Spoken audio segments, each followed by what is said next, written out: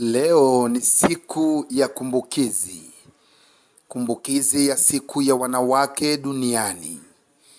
Siku hii ambayo wanawake wengi hufurahia, hukumbuka utu wao, hukumbuka namna ambavyo wanataka kuthaminiwa. Tunawaombea, tunawapenda na tunawathamini sana.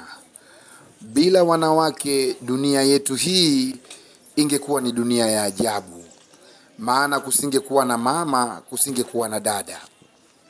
Na mimi ninatoa angalizo la upendo.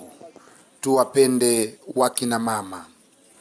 Mlee mtoto wako wa kike ukimfundisha tabia, ukimfundisha namna ya kuishi na watu, kukabiliana na matatizo mbalimbali ya maisha yanayomhusu mwanamke, lakini pia kukataa kabisa vitendo vya ukatili. Heri ya siku ya wanawake duniani.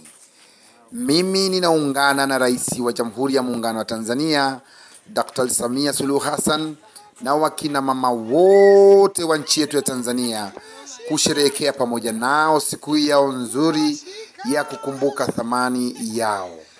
Binti zangu, dada zangu na mama zangu wote, ninawaombea na Mungu azidi kuwafanikisha katika shughuli zenu, masomo na hata shughuli za kazi mbalimbali za mikono yenu, ambazo tunazifanya kwa upendo kwa ajili ya kuijenga Tanzania yetu.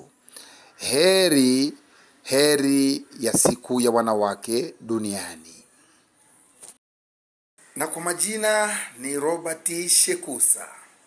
Ninaungana na rais wangu mpendwa Daktari Samia Suluhu Hassan, rais mwanamama wa Jamhuri ya Muungano wa Tanzania, nikiwatakia wanawake wote wa Tanzania na dunia kwa ujumla heri ya siku ya wanawake duniani.